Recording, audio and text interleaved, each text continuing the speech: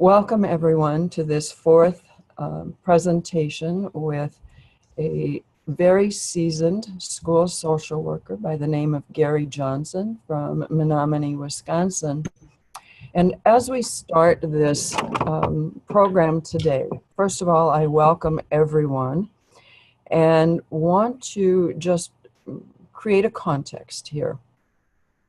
We are very aware that there have been some very veteran, very experienced school employees who for many years have actually been learning, living, and sharing the principles inside of school systems.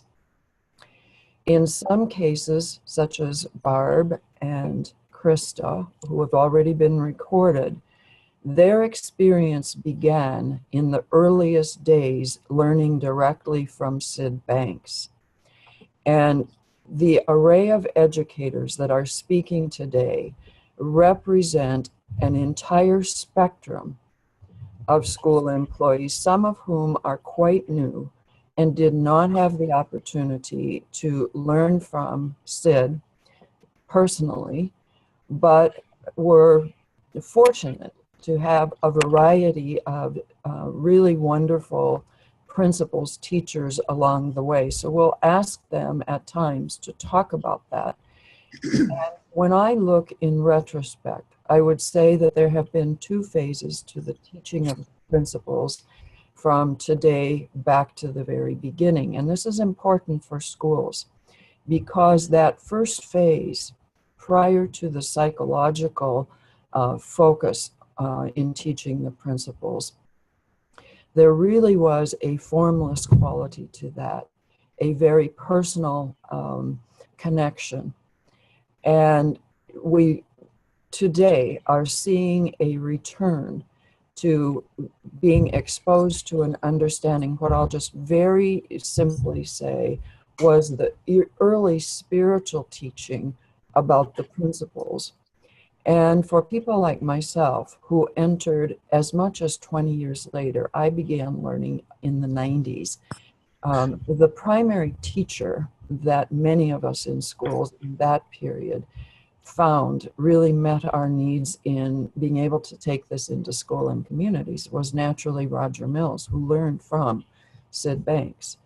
And at that point, the way of teaching the principles was different. It was still the principles. And for myself, there was a very, I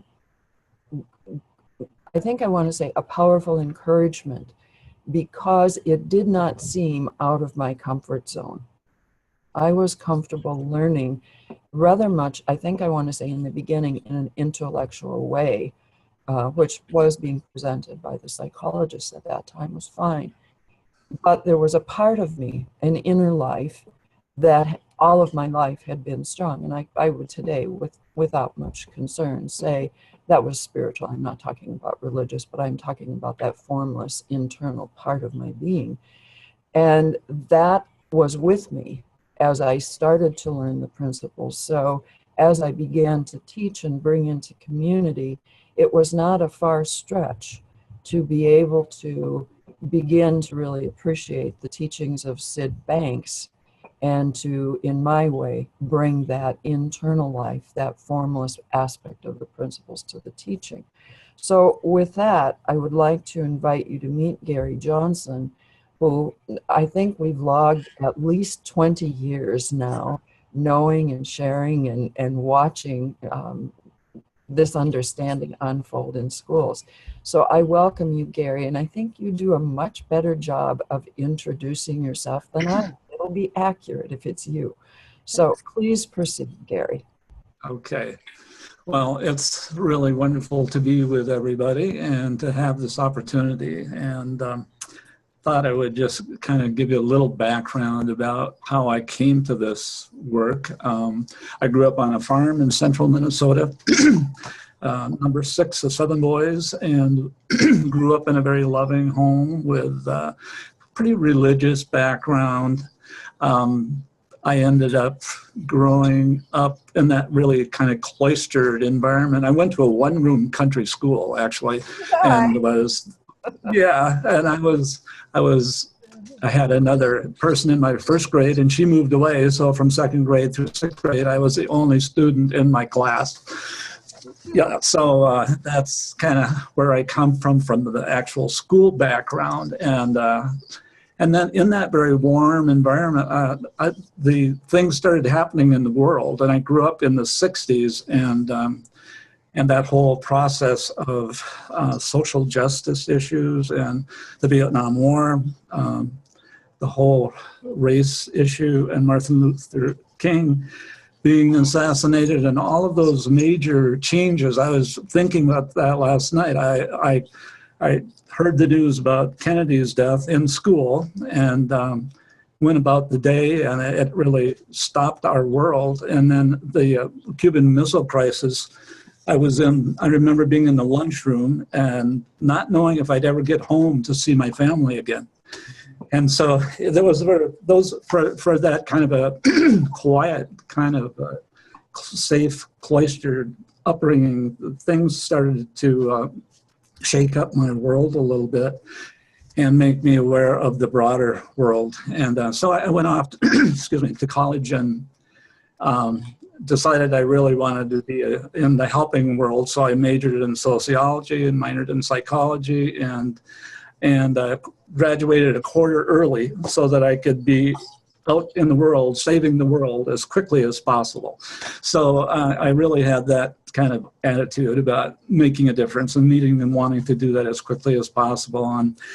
And I struggled to find work, and so I went off to graduate school, and I studied in a seminary for a couple of quarters and decided that wasn't my life. And so I went back to looking for work, and I finally found a job working in the mental health field in a psychiatric unit. And I did that for 2.5 years, and trying to connect with people who were struggling with their mental health issues. And then at a certain point, to make recommendations to the nursing staff or the psychiatrist so that they could really fix that person. And I did that for a while, and then I went to work in as a group home supervisor, working with juveniles who had been placed by the court system, and all of these jobs, I felt like, just being myself and being respectful was the best I could do, and assuming that they would respect me in return. And so that's kind of how my life kept going. And eventually I ended up becoming a Head Start director in Wisconsin. And I worked in 7 different counties and took that job on in a very naive way, and did my best, and then became a Head Start teacher working with little 3 to 5-year-olds, and then was divorced, and I moved back to Minnesota and wanted to co-parent my 2 children, and I did that, and worked in a prison situation, and I was doing some math work with inmates, and all along, all of my friends, we would get together and we would talk about how are we going to solve the world's problems.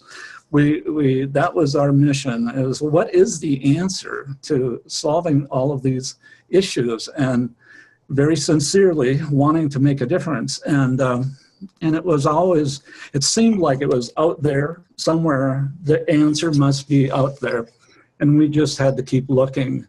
And so eventually I got to this point where I ended up in Wisconsin after being a school social worker for 15 years in St. Cloud, and doing my best to connect with kids in that job. And again, I fell back on relationships, making connections with kids, and knowing that was really what was my most effectiveness, my greatest effectiveness came out of that connection and relationship, and with their families and their parents. And so then I moved to Wisconsin and became a school social worker in a district where there was only 1 school social worker, whereas in St. Cloud, there were 8 of us. And in this situation now, I had to figure out how to be helpful to 3,500 students in 6 elementaries, the middle school and the high school, and how to do that. And I went to a workshop, and one of my jobs was to try to do prevention of substance abuse, violence, kind of things. And so I went to this workshop, and the person doing the presentation on resilience said, well, basically this resilience research is saying we don't have to fix kids anymore because they're already fixed. And that really hit me like a ton of bricks, because I thought that's what I was supposed to do as a helping person. I was supposed to be very observant and listen, and then send them off to someone who would have the answer to fix them, and then send them back to their life and all would be well. And when she said, well, we don't have to do that because they're already fixed, it was pretty major. Chris is laughing over there. You connected. Yes. Yeah, it was, a huge relief. And so I really wanted to learn more about that. And what is this resilience stuff? And then I heard that there were some workshops going on in the Twin Cities, in Minneapolis and St. Paul, and that Joe Bailey was a therapist there that was doing some workshops. And then also there was a training going on at the Mall of America. I'm not sure if you all around the world have heard of this place, but it's this gigantic mall in the Twin Cities. And in that mall, there was an alternative high school. And so I went to this workshop to be introduced to the principles of health realization. And Kathy was there along with Roger Mills and Joe Bailey and a variety of people. And they were saying things like, when people have this understanding in organizations, they get really creative. And things sort of emerge from the group that are amazing. And that people feel better doing this work from this understanding. And so I heard about some workshops after that were being offered. And this was an opportunity for people in this part of the world. And Joe Bailey was kind of the focal person for those trainings. And he had people come from all over the United States to come and co-facilitate with him. And so I started going to these 4-day trainings, and I got very touched. Drink. Yeah, very touched, and came back to Wisconsin, and Can I stop you for a second, Gary? I know where you're please. at. This is the power of the principles. You know, it reaches us deeply and it surprises us. And Gary had a powerful experience. In whatever way you want to talk about that, I would like to do it. Yeah, well, generally, I just would have to say life got lighter, and just things became easier for me and to do my job and to feel like I was being effective in connecting with kids and my peers, and that I was able to, when I started that job, I was also enrolled full-time in a master's program in social work in the Twin Cities. And I was finishing building a house, and I was going to work every day full-time. And I was finding that I could, as I was learning these principles, that I was able to slow down, and I was able to do things in the moment, be present with whatever I was doing. And if I could just read this page from this textbook, then I would do that, and then I would do the next thing, and then I would do the next thing. And it wasn't as overwhelming as it had been. And actually, we're filming here in Oak Lawn Elementary today, which was my first location where I had an office.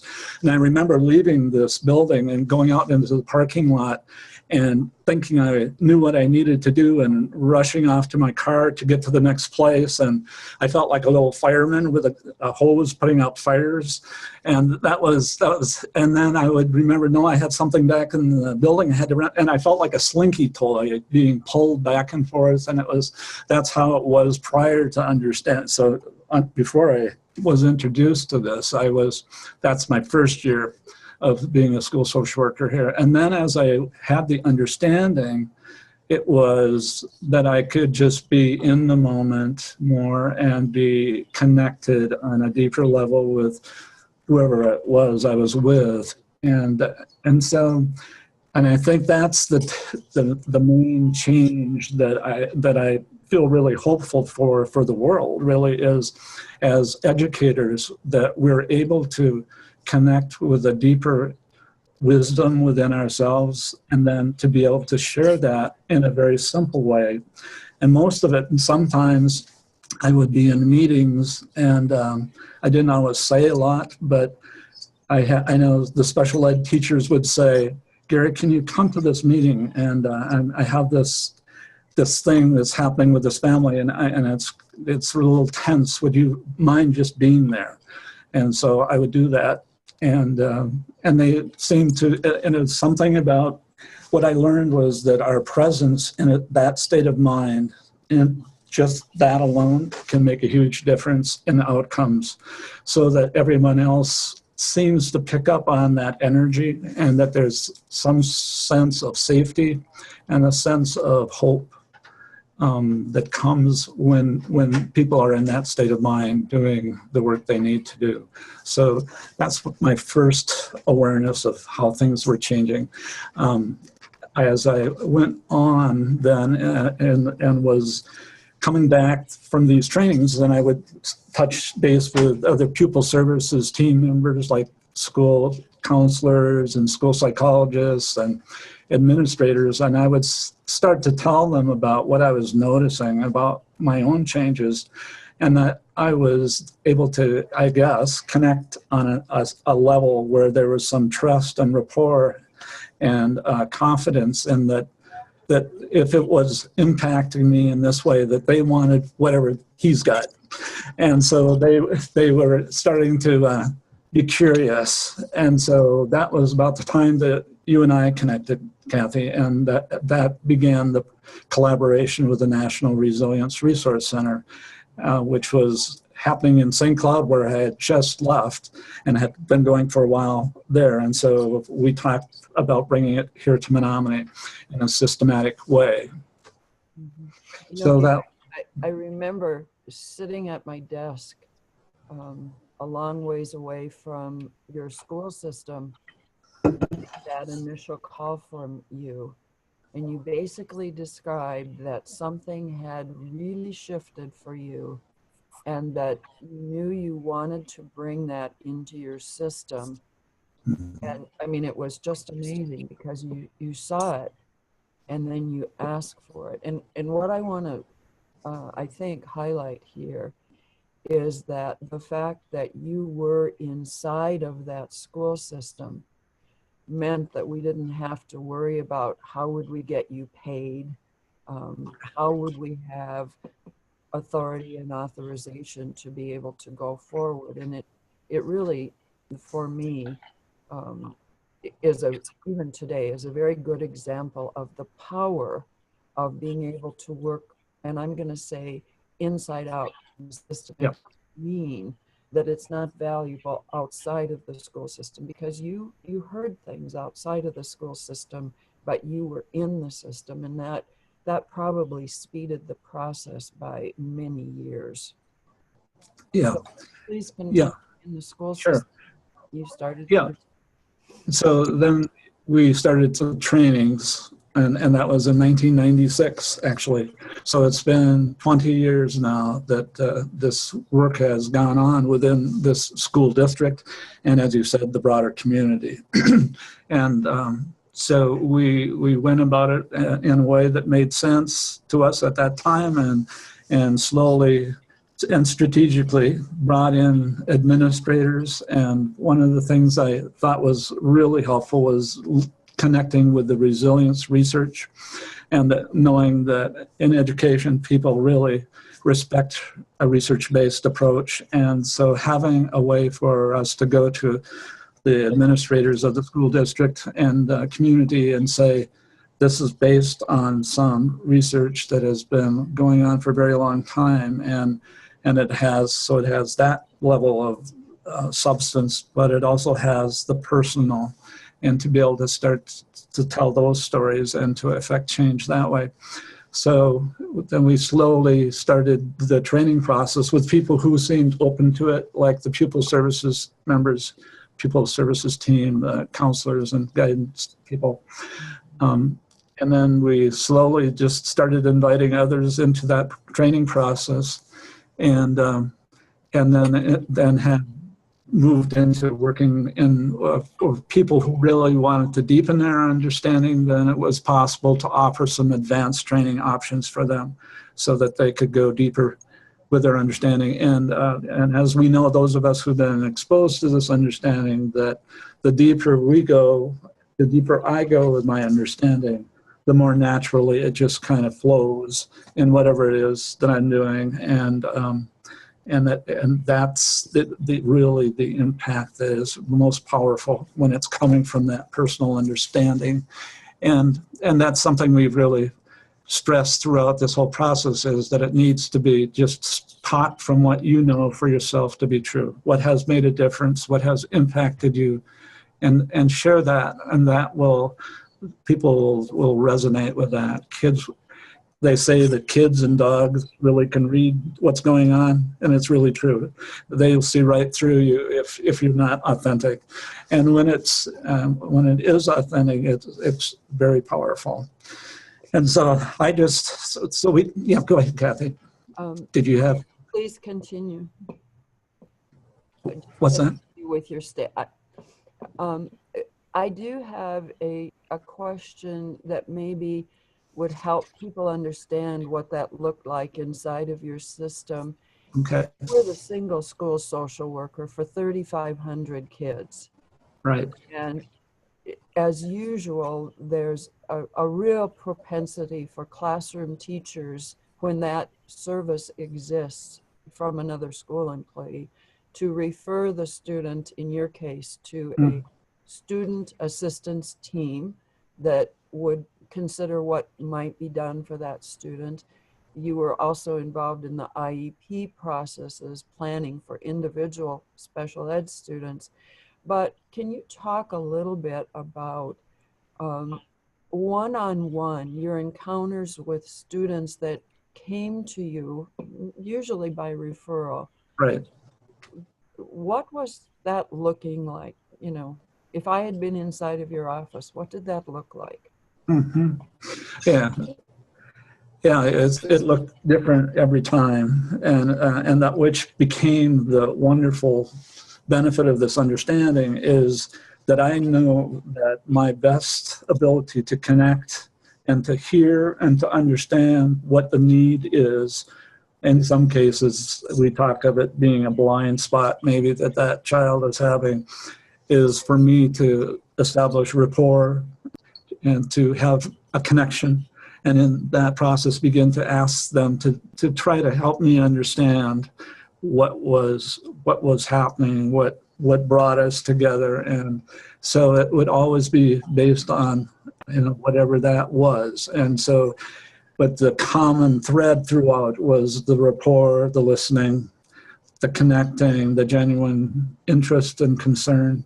And that seemed to open up doors, and that kids would be willing to let me know of what was going on, because they sensed that this was a safe place, and that I wasn't there to lecture them or to criticize them, but simply to understand and become a partner with them to move forward in their school life or in life in general. And I think kids read that and sense that. I don't know if that answers your question. And if this seems appropriate for you to talk about in a recorded session, I'm thinking of an example where a student was referred to you and had very serious, adults were very concerned for the safety of this person, and you talked with them Right. and got Yeah. her permission. Can you tell that story here? Yeah, it was a middle school age student who was struggling with depression and had been suicidal, and and so I just again attempted just to establish a relationship, and it occurred to me. And so the nice thing about this, it's not, as we know, this isn't a script. That there isn't a list of questions you have to remember from graduate school. It's being present and waiting for your own insight to come. And I just asked her, when, are you ever at peace? And she said, well, yeah, when I'm riding my horse and I'm running and the wind is blowing through my hair, I feel at peace. And so I just said, would you be willing to consider there is a possibility that you can have that same feeling without being on your horse, and as a way to always have a place to go back to that's within you? And she said, yeah, I'd be willing, I'd like to know more about that.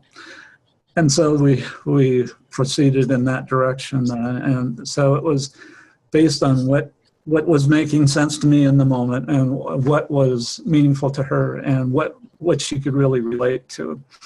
And that's again, I love that. I'm now, as you mentioned, the mental health practitioner and mental health educator is what I refer to myself. Yeah. And Judy Sedgman brought that to us at the last national conference, and I just love that title of mental health educator as opposed to therapist. And so, and that's what I continue to do in those sessions, is to just attempt to listen and partner with that person to connect with that deeper sense of peace, wisdom, and the common sense.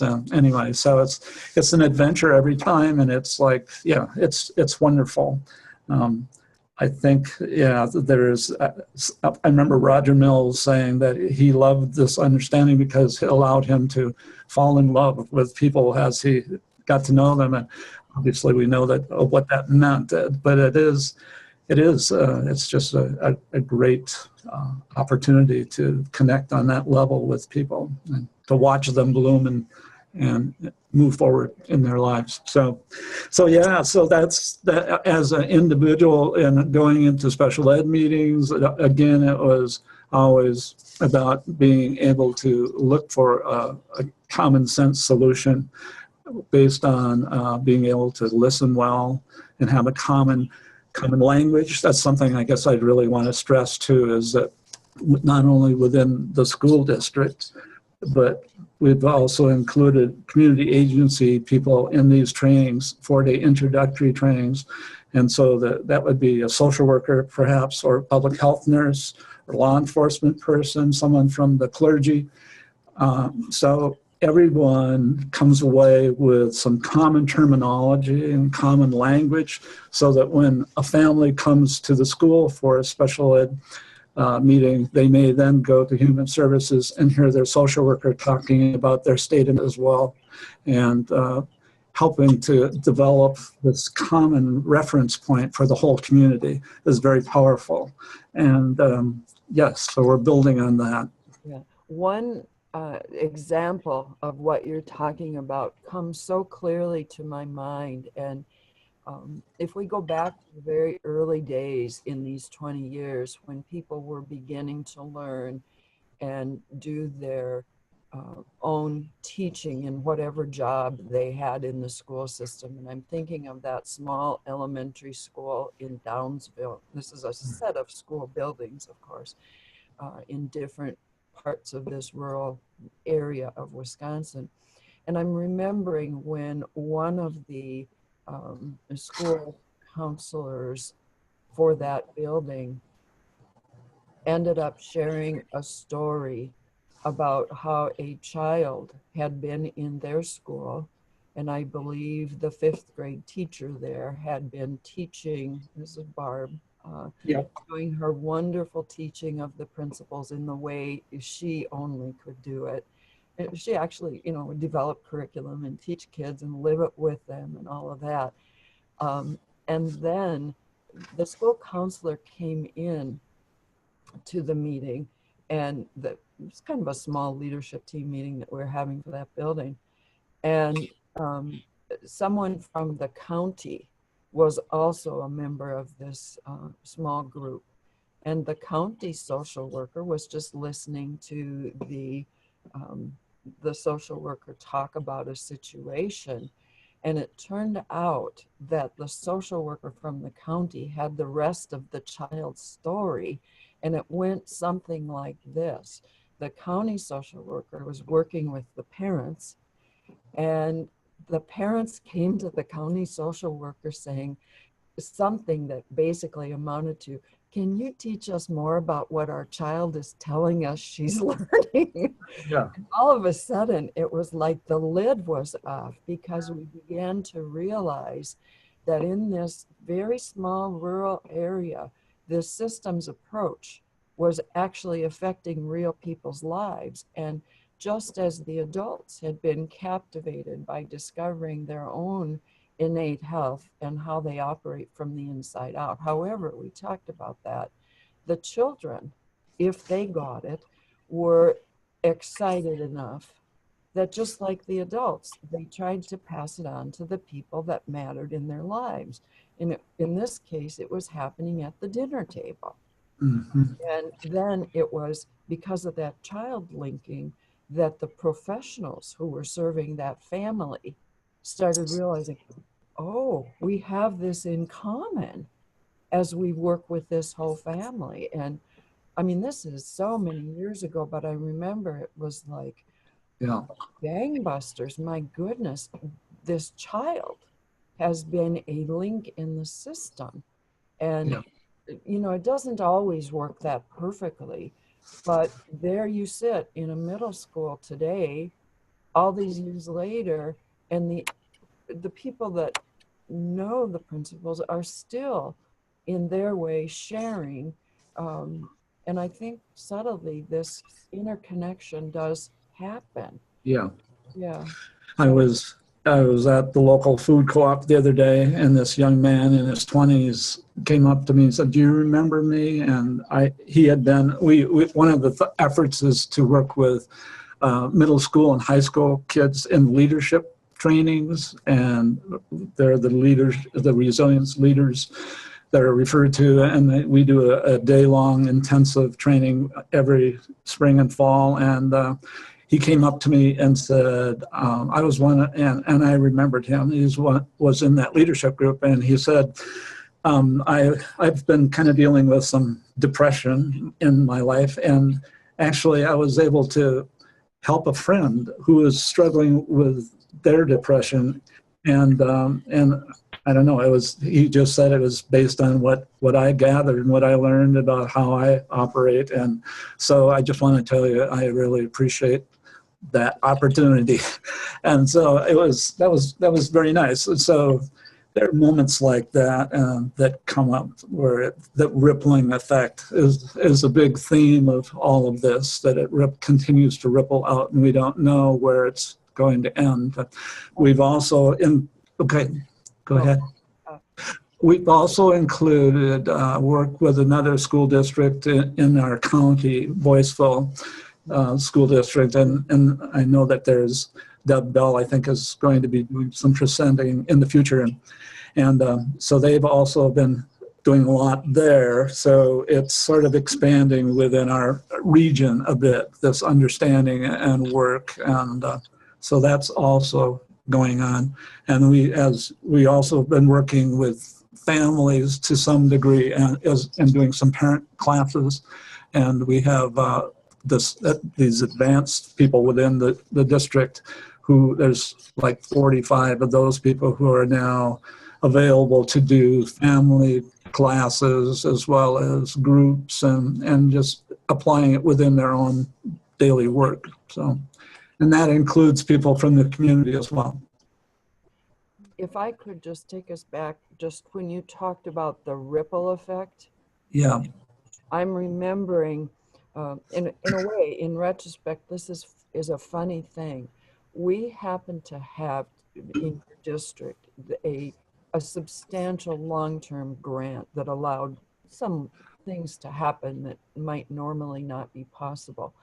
And there was a time when Roger Mills um, offered a workshop out in California, and it was going to be looking at evaluating using the principles in systems and sharing what he had been finding in communities. And we were very interested in that because we were working, system based. But I remember you and I naively going out there, and, Right. and not anything negative about that. We were just learning. And we went out there, and it turned out there were 6 people: Roger, the evaluator from Stanford, Beverly Wilson, you and myself, and one other person. It was a Right. really small event. We'd been expecting about 50. So we sat at this table, and Roger always dreamed of a way to document that there was an effect, because we all see people's lives change. And he had this evaluator who started with the idea that she would do a rather traditional evaluation of his community-based work. And it became, I'll say, an almost insurmountable task because of the nature of what this change is like. It's from the inside out.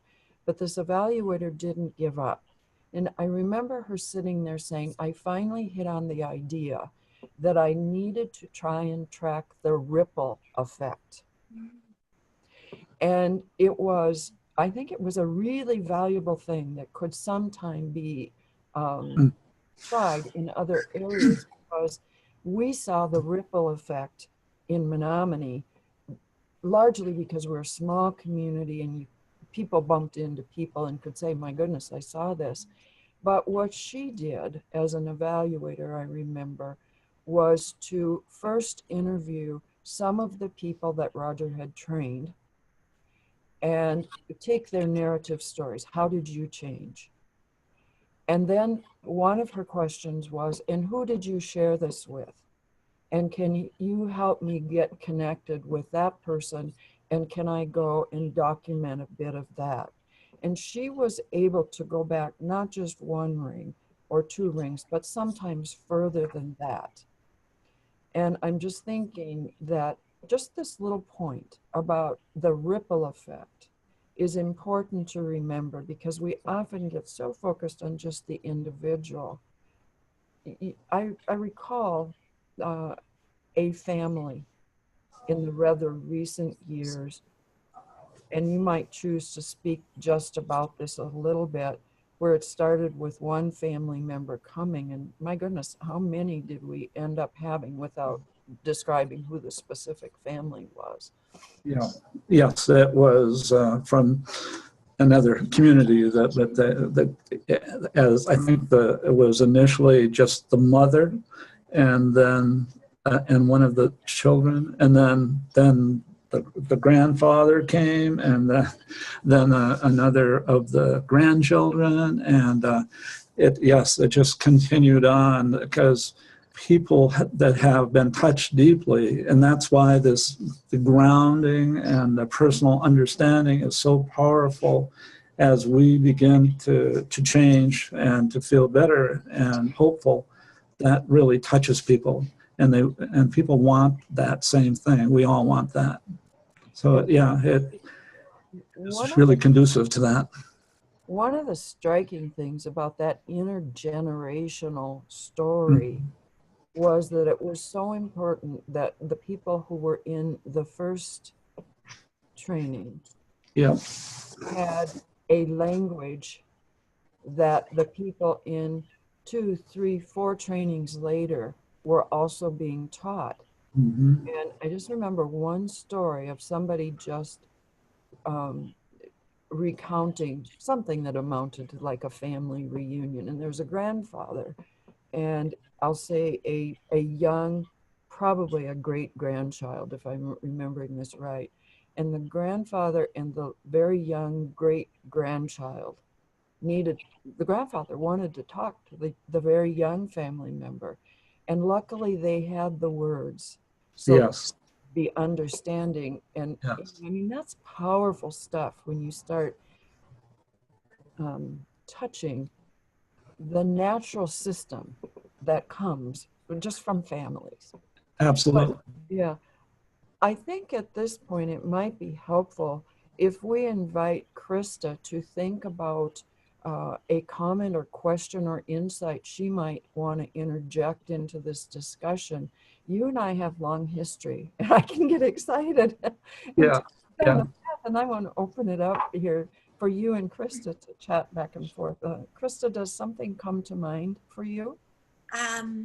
A lot of things.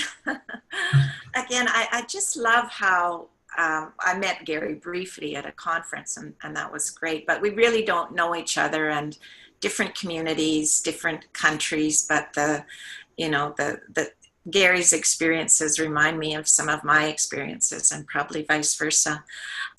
Firstly, I'd like to say how for us to learn this, how fabulous it is to go from a philosophy, and I, like Gary, child of the 60s, we wanted to help the world be a better place, and a real commitment and a desire for that, but getting nowhere fast. I'll speak for myself. To understanding some wisdom within and having the ability to have our dreams realized. And just lately, it's really been hitting me how, because there's so much available and it's fabulous, but it's really been hitting me. It doesn't really matter how much I study philosophy or the principles or whatever. It's like what Gary was saying. It's in that moment when you are face to face with someone who is suffering. That's when it counts. The rest doesn't matter. It doesn't matter if I can philosophically say how it works or whatever, how it's worked in the past. It's always, as Gary says, it's in that office where there's safety and trust. And at a conference I was at recently, Three Principles Conference, there was a young man there. His girlfriend brought him along, and he's kind of like, oh, this is interesting. And I was saying how I work with teenagers, and he's like, well, they don't want to listen. They're not going to listen to anybody, not going to listen to you. And I said, well, that's absolutely right. If, like Gary says, children and dogs can smell it out. If you are authentic with a teenager and just really have their best interests at heart, it doesn't matter that, I'm not a young woman or have the same interests. None of that matters. People want that feeling of hope.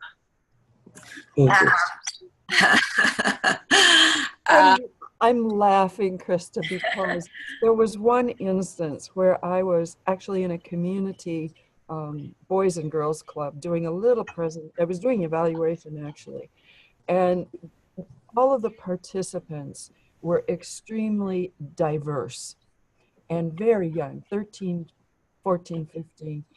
And yet that age piece, the fact that I was Caucasian Midwestern woman, made no difference if the feeling was there. Yes. And finally at the end, I said something to them. Now I wanted, because I can tell we've had fun here. So I want you guys to guess how old I am. Oh, you're brave. They guessed my age, 20 years younger than I am. Oh, well. And my point being, when that connection matters, all this other stuff just fades away from them. So please continue. You're just reminding me that, about this ripple effect and it going out. I'm retired now, but last year, a mom made an appointment with me, and I'm like, fine, I'm the chair of the Learning Services Special Ed, and meet with this woman, and she sits down. The child actually has another program manager, so I'm kind of like, what's this about? And she's like, well, my son's friends, these are kids that were struggling a bit. My son's friends say that you help them, and my son wants help too.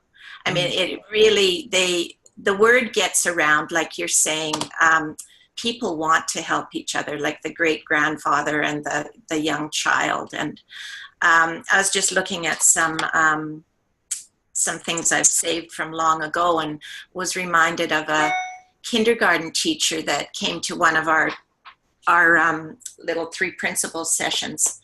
And she was astounded when she went back to work. Same thing as Gary was saying, that the mom was saying, what is it you're teaching my kindergarten child? This is unusual that I'm learning from the child. Tell me more. So I want to say, you know, I'm so impressed, Gary, with the ability you have to really formalize this in your community. I think that's fabulous. And if we're in that position, it's a tremendous thing to do that common language, so that the conversation shifts from mental illness to actual real mental health. I think that's so powerful, and I think that's really exciting work. And I can just, another thing, I'll say one more thing and then that's about it. But I was just kind of, as you were talking about being in these meetings, and of course I've held meetings where we've got 12, 14 people around the table. And often a social worker was there, and I was just kind of daydreaming for a second. Can you imagine if you and I were in that same room? And like you're saying, it's just your presence. So I just got a bit of an excitement of feeling like, you know, imagine there's 2, 3 people that really are learning this for themselves and are present in a meeting that concerns a child's future and welfare. Is just pretty exciting. I love what you have to say. Thank you for that. Yes. Actually, I was in a meeting in one of the last years here in Menominee as a social worker, and I looked around the table, and everyone in the room except the parent had been exposed to this understanding through the 4-day training, and that was a wonderful moment. Yeah, that feeling of connection and camaraderie, plus just the hopeful aspect. And that it's not that we're looking at the deficits or the disability, we're looking at the promise and the hope and the options for this child. It really shifts things. And I think parents pick up on that. They just feel it's contagious. Hope is very contagious. We used to be a little bit afraid of hope. And now, I think in the past, I'll say decades and decades ago, we were a little bit afraid of hope. If you give people hope and can't deliver. Yes. But now it's like we trust that hope will open the door and get us on the way. Like you say, Gary, it's a partnership. And I think that's what's really, you know, one-to-one, it's what it's really all about. You know, Yeah, when I was struggling initially with understanding the principles a little bit and the notion of mind, and I grew up in this kind of, you know, typical religious background, and what I remember from that was they said that God is love, and I knew what love was. I know what love is, and so if that's really what mind is pointing in that direction in some way, then that energy that you feel with love for another person or your family or a child, that is so powerful that, and when you can point to that within the child and then see that they're really grasping that they're connecting on that level with understanding that they're connected to that and that never leaves and that it is always available to them, that becomes a gigantic way for them to move forward with not only hope but confidence, that they become confident that they can navigate situations. I remember meeting with an elementary, I think she was 3rd grade girl who was going to be going into a foster home that afternoon after school. And she didn't know who that was going to be, and she didn't know what the circumstance would include. But so we talked about that part of her, that common sense, or that she could trust her intuition and whatever third grade language I could muster to help her have a sense of confidence in her ability to navigate that, and with the trusted adults in her life. But that's a powerful thing, and it doesn't end when you're in third grade. It includes the parent who's found out that their child has this, whatever the disability or the challenge is, and it is so empowering. One of my favorite things is going into classrooms, and the ninth grade health class gets this understanding. And so for kids who have sort of, I know, it's sort of like they've gone to sleep a bit in their lives, and they're just kind of walking through that experience. When we start to talk about that power of the connection with what they need, in whatever form that is for them, how they see that, but to be able to speak to that, and then to speak to who they really are, and that they aren't the opinions of their peers or their parents or their teachers. They are perfect and whole and pure love. That the eyelids start to open more, and that's just a wonderful opportunity for me as a human being. And so as educators, we always have that opportunity in how we communicate this understanding to touch that and to bring that alive, or to wake it up, I guess, to wake it up.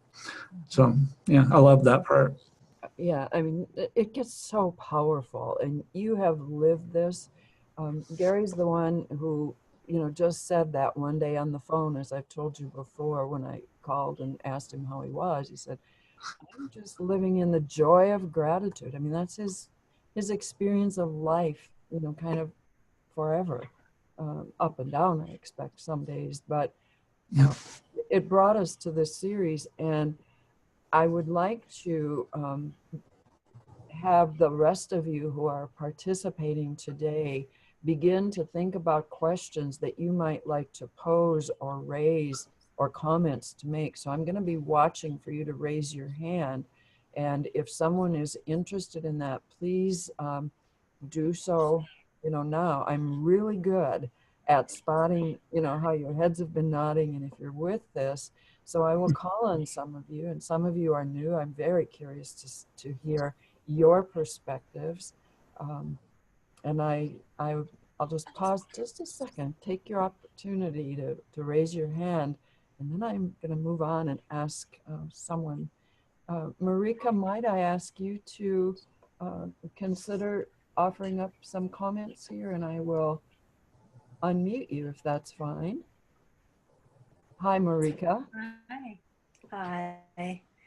I love, Gary, what you said about your connection with the students, the children that you work with, because that rings so true for me in how I work with the youth and students that I am with every day. Building, finding that relationship, that common place of feeling together, where you feel one together in facing whatever is in front of us. And I just love your stories, how you illustrated that with your individual students.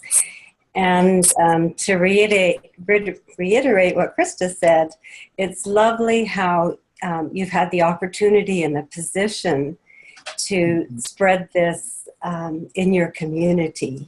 I can really see the power in that. So how fortunate that you have a team and openness and support to make it so strong in your community. All the best to you with that. That's just fantastic. Thank you. Yes. Yeah, sometimes when I do these kind of presentations, I step back far enough to really view that. And I sometimes get overwhelmed by the gratitude. It really is powerful.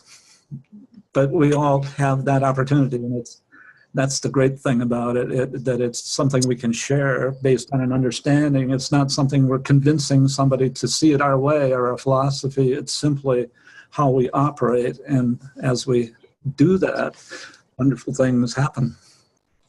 You know, I'm so aware that in this community, and I think this is very true in Salt Spring, but in this community, people who have learned the principles have aged together.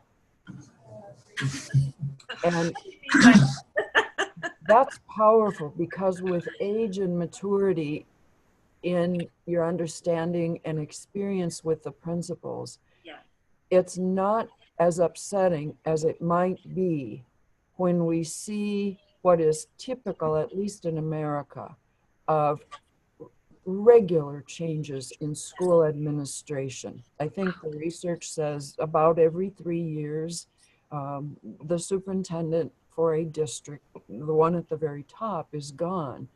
And that isn't always true, but we've certainly seen something of that kind in Menominee over and over and over again. But the maturing group of leaders are there. And whether or not the district is under the same leadership or the priorities change, you know, that human connection grounded in an understanding of the principles and a feeling of gratitude is a very empowering kind of thing. You don't give up on it if you have a setback. I wrote on my notes to mention the word family. It feels very much like family.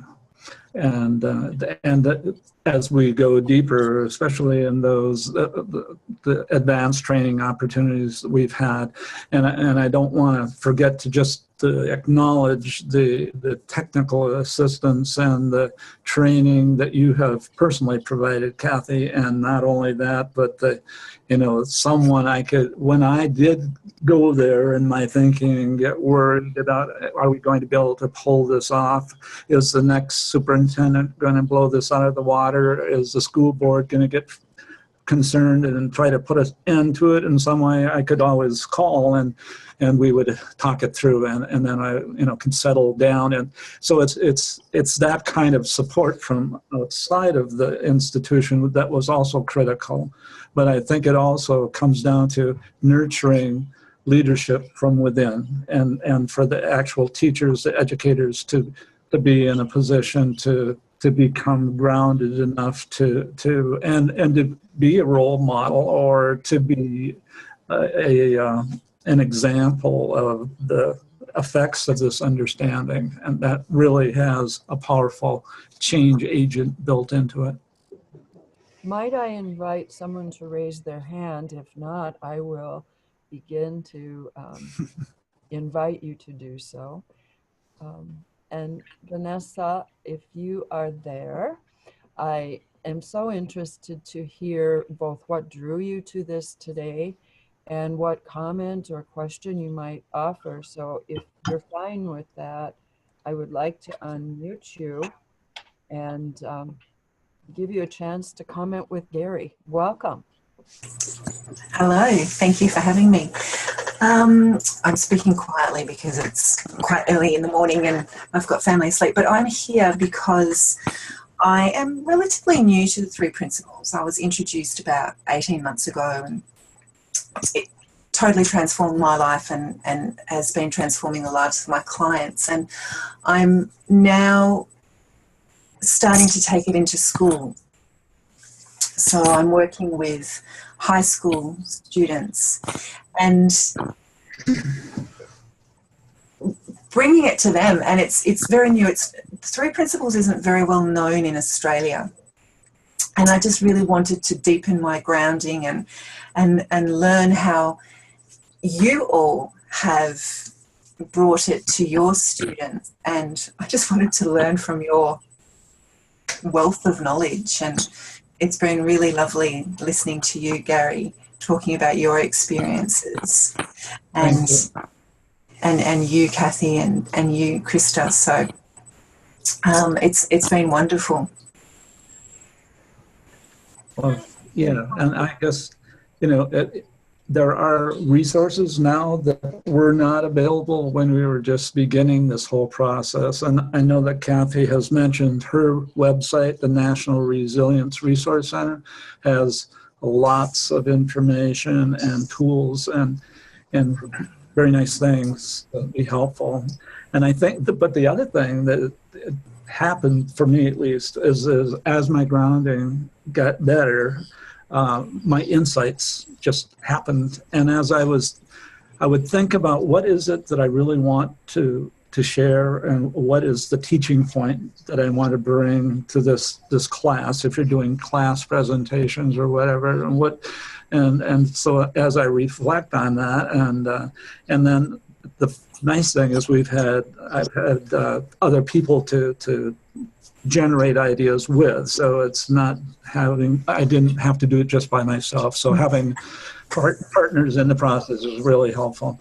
But then becoming creative, and that thing that I was saying that I was so intrigued by when I heard Roger Mills talk about this understanding that people get really creative and the group becomes really amazing, and that seems to be what has happened. So I just tried to not worry about it, but to just wait for the insights and the creative moments to come up with an idea. I as an example, I wanted the kids to have an actual experience in a ninth grade class where it was kids who were academically and behaviorally not doing so great. And so it occurred to me that it would be, I brought in Play-Doh, clay, for kids and I just asked them, create your favorite animal, and just go ahead and do that. And as they were doing that, then we just talked about their state of mind and how are you feeling now, and what's that experience like? And most of them would say that they're having fun, and they hadn't done this since they were in third grade or whatever, and they were just having a good time. So how's that feel? And that is, then they had a point then to reference back to. That state of mind is what we're headed for, and that's what we want to, so, but that didn't come from a textbook. It just kind of came to me. And so that's how those things just evolve, I think. Knowing the teaching point you want to bring out and then waiting to see what shows up. I think Gary's raising a really good point about the source of the insight or the idea that you will bring to the students.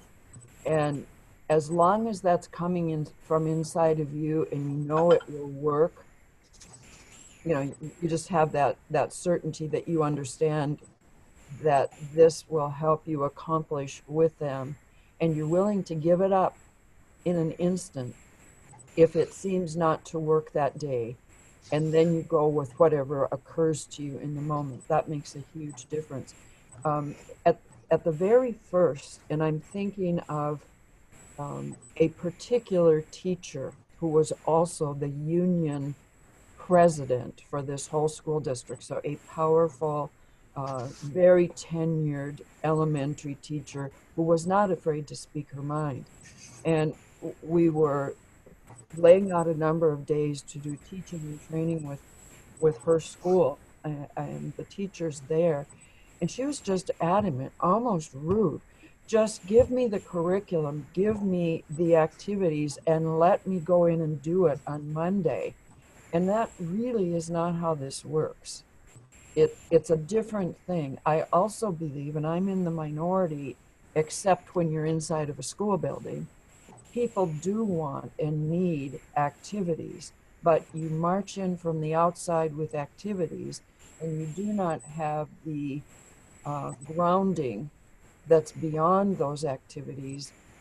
It's just like Gary would say, you're excited, you have the principles in your heart, and you're a year and a half into this, and you already know to sense when something is feeling right or not. That's your most valuable resource, I would say. Gary, you might want to speak a little bit more. Vanessa, perhaps you have a comment to continue with. Yeah, I think you said it well. It is a gradual process. And the other thing that I was just going to say is that besides websites and the Three Principles movies site and all of those things, that there's some podcasts. Amy Chen has done a wonderful series on the front porch with Amy Chen that I was able to put on my iPod and listen whenever I wanted to. And Elise Coit has a really nice series. And others like that are just so we can kind of immerse ourselves. And what I have come to see for myself is that the more I am tuned into this understanding and just have it as a general awareness, that the insights seem to just come more easily, and it becomes more clear what I feel like this group needs in that moment. So I trust that, and I just continue to try to nurture that within myself. Mm. Over the years, we made a point of having people partner with another individual in the early days, even if they were both new to learning. And that made a lot of difference, because when one was doing, let's say, the teaching actually up in front with the students, the other could be in the back observing the process, and you have kind of a set of communications that don't upset the process, but the support person is back there being ready to interject. And I'm thinking, in Australia, you are so lucky. I mean, the country is huge, but if you have not yet connected with Dean Reese Evans, he has the passion and the experience of doing amazing things in schools. And if I were you, I would say, that's worth getting tied together in some kind of a relationship. And he will be a speaker later on in this series, so you'll be able to chat with him if he's far away from where you live. Yes, I have spoken with Dean, and I'm going to touch base with him again in the next few days. Excellent. Great. Okay. Well, anything else, Vanessa? No, thank you. I'm just absorbing it. Thank you. Thank you very much. Another person who might appreciate having an opportunity to chat or visit with us at this point. I am seeing, I believe this is, I'm going to look, Joel. Is it Joel Harding? I'm going to call on you if you're there.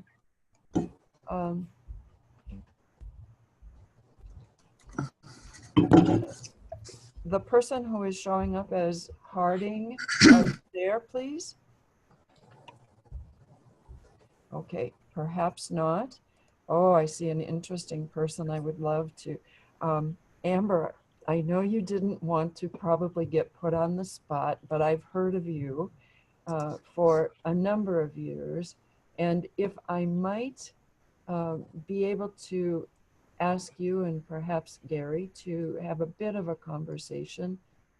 You are unmuted. Welcome. I'm glad to meet you after all these years. Hello, it's nice to meet you.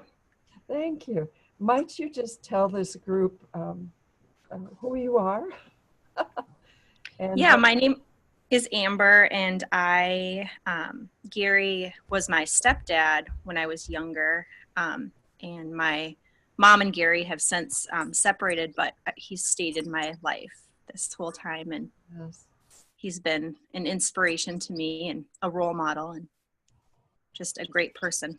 And you are an educator. I am. I'm a special education teacher. Yes. And what do you see about the principals in your school, or what you dream of? I currently work at a school that has 97% Hmong students. And so the students are coming in with, a different language and different culture. And so I work with, they're both ELL learners and special ed. And I guess currently I'm seeing a need for special ed teachers to find a source of wisdom or presence to be there for the students more. I'm seeing a need for that. So you're really on target by saying it is the adult staff that needs to first benefit, and despite the language and the special ed conditions that your students are living with, you're seeing the avenue is coming through the adults, right? Mm-hmm. Yeah.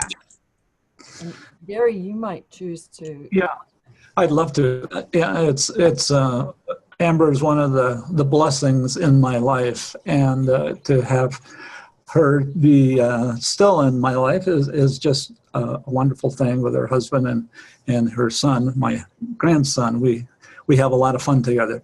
But one of the things I wanted to mention was that Amber is a perfect example of someone with just a wonderful heart who just naturally has been a loving person throughout her life and extremely sensitive.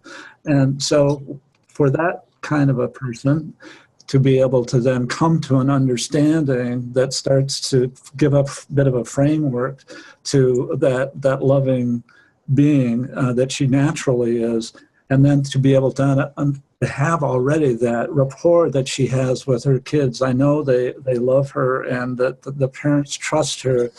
And then if you can then add that layer of some words or this common language that points kids and all of us to a place of hope and within the world of special education, it's especially powerful, I think. But I'm extremely proud of Amber and just her work she's doing, but also the beautiful person she is. Thank you so much, Amber. We appreciate having you with us today. It's an honor. I'm seeing Gavin, and if I can unmute you, I welcome you. I remember the reasons that you came into this as a board member for I believe, charter or small alternative school. Gavin, are you there? It may be that he is not present at the moment. But Gavin, if you do hear this, please later on raise your hand. And I think, Joel Drosner, you have many times been a part of this, and I know you're very excited about going into schools. So I might invite you to comment as you've been listening to this today. What's dawning on you?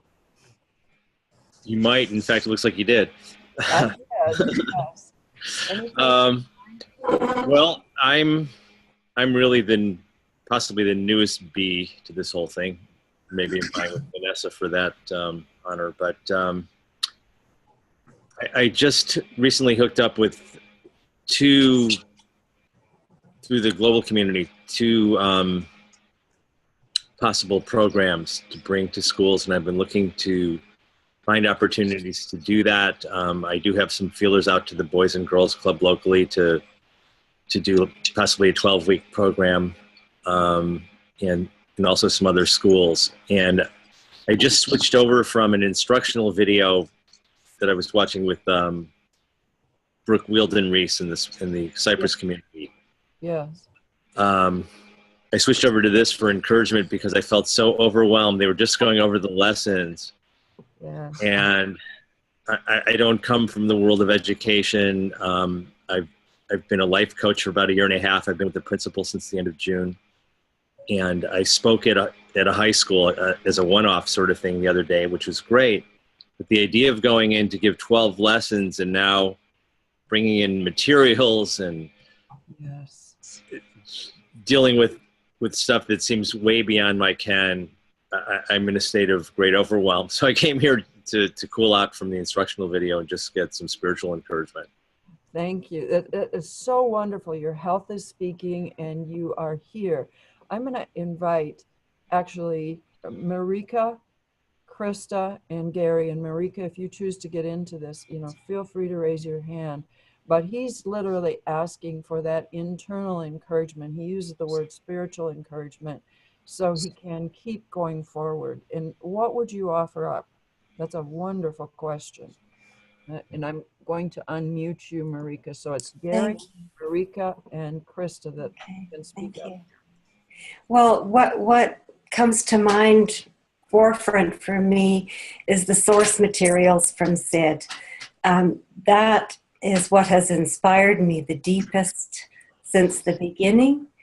And I start there for direction, for inspiration, to get stronger in my grounding, to be reminded when I've got caught up, and just to bring clarity. Listening to Sid's videos, tapes, reading his books helps me clear the thinking that gets in the way, that helps open the avenue for what's really true and what's really helpful in any situation. So I can't say enough that that's the place to start. Staff and students, we will be inside for recess. We will be inside for recess. This is proof. We planned this.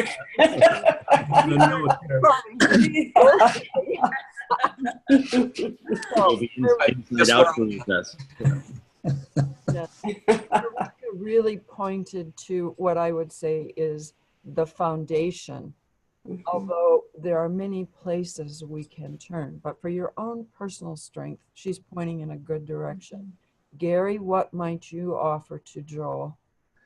Yeah, what occurred to me was that I want to just be there, maybe with an initial idea of what you, again, see as really important to you, what has been hitting you as a learner, and what is it about the principles that you feel very confident about and has touched you. And I would begin by trying to share that with the group.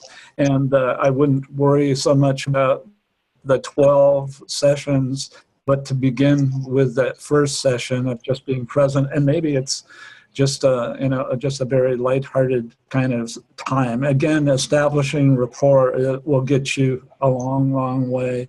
And once you have that, then hopefully they will tell you what it is that they want to learn about. And it's always helpful to have an outline in mind about what you see as important. But I would be going there with humility and honesty and a genuine desire to just connect and see where that takes you. And it's wonderful that you're exploring what, let's say, package programs are available, so that you have them in the back of the mind. But maybe the point here is that your own comfort level is the first tip off as to what you maybe need and want to do, in what order, what timeline. Krista, how might you respond? I agree with Marika and Gary. When Vanessa was talking, because she's in Australia and I know they have turquoise blue water like Hawaii does, I was reminded of a job I had one summer working with at-risk youth on Oahu. And what I brought, it was an academic setting. They were earning credits. These were children that were one step away from prison, and they needed to get these credits. But also I was brought in clearly because of the three principles.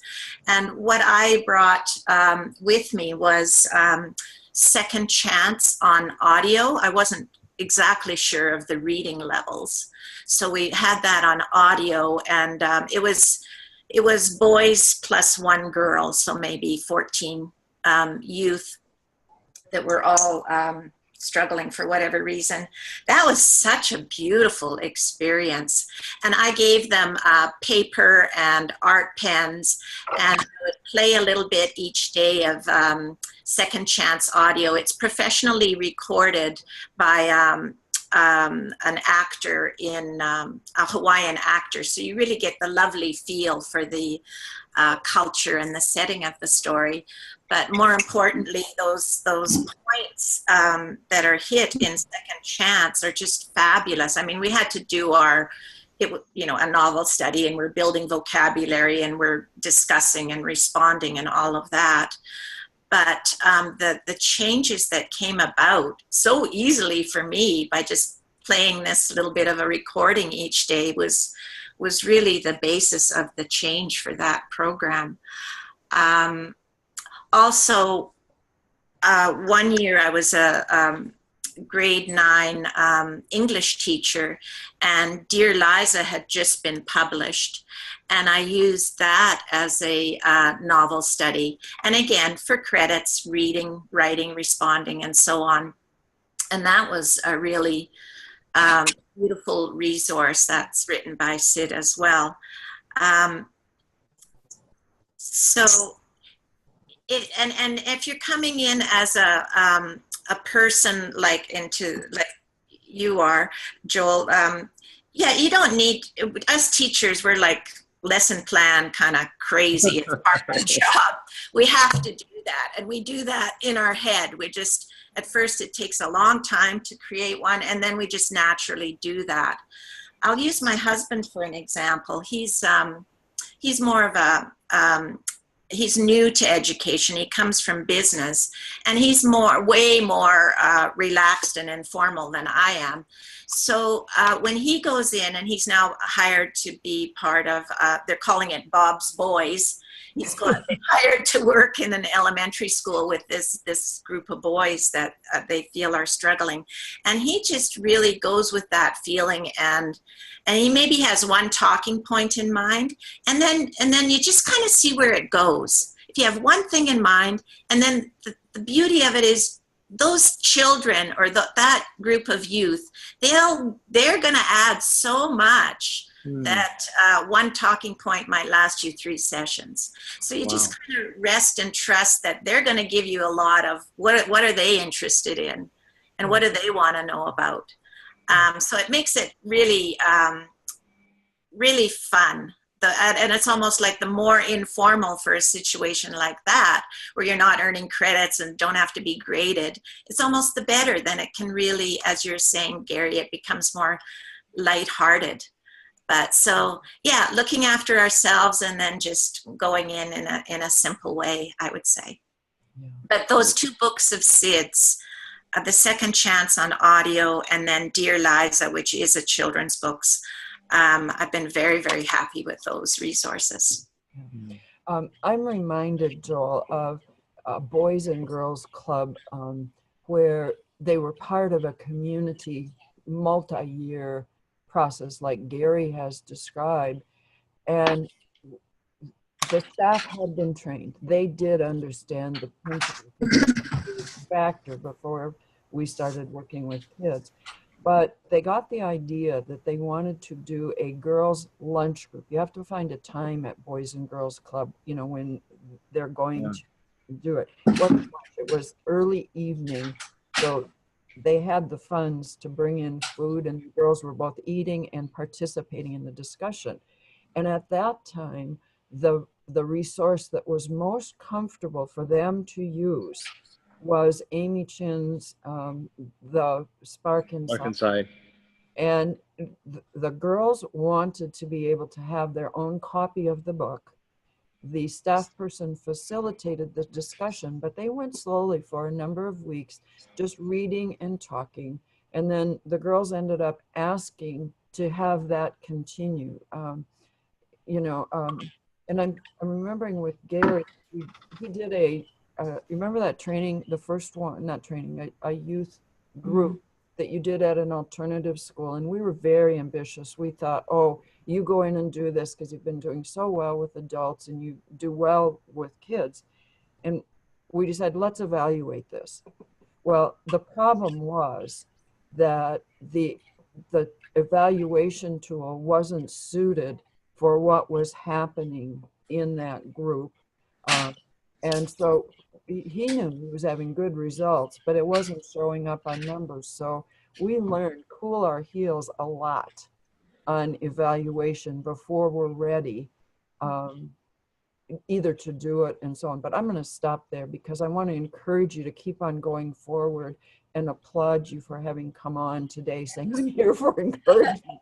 We welcome everybody to go and touch kids everywhere. So, Gary, we have probably 3 or 4 minutes left, and I'd like to turn it back to you. If there's anyone in the group that really has a burning comment, please do raise your hand.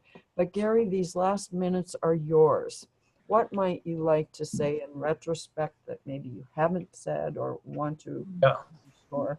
Sure. I guess I just know that it was really important to be within the system, so to speak, even though a school social worker isn't a classroom person, that it's having the ability to build a rapport and a trust with your peers, the other teachers and educators, and to, if your community, if you're hoping to bring this to the school and you're not a school person, to try to search out someone who is open to that within the system and to nurture that person. And I think that's kind of what has happened here, where I have had a natural interest, and so just wanted to learn more, to do more. But now the nice thing is I've been retired for 2 years and the work goes on, and it's because there are people that had the same desire to keep things going, and they were nurtured by Kathy and others within our system to be able to be confident with that. And I guess that's really, I think the important thing is just to trust that it's going to be okay, and to trust the unknown, because there are a lot of unknowns, and to know that public education is an institution and it doesn't change easily. So having the research, having the foundations to come in and speak about this effort is important. And then it's to have the relationship with people within the system to build it based on who you are. And I guess I wanted to end with this poem by Sue Pettit, Bill Pettit's first wife, who has passed away, but it's Compassion's Ripples. And one of the things I had discovered long ago was that music brought a lot of peace to my life. So I often use my guitar and to sing in sessions. And so this particular poem, I have put to music. I won't sing it for you today, but it's called Compassion's Ripples. Whenever there's a person with compassion in their smile, all those they meet are mellowed and the feeling stays a while. Then all the people they meet receive the softness too, and on it goes, this rippling to everyone in view. It doesn't matter what you do or who you meet each day, the peace you find within yourself will touch the world this way. Thank you all for joining us today. This recording is ended.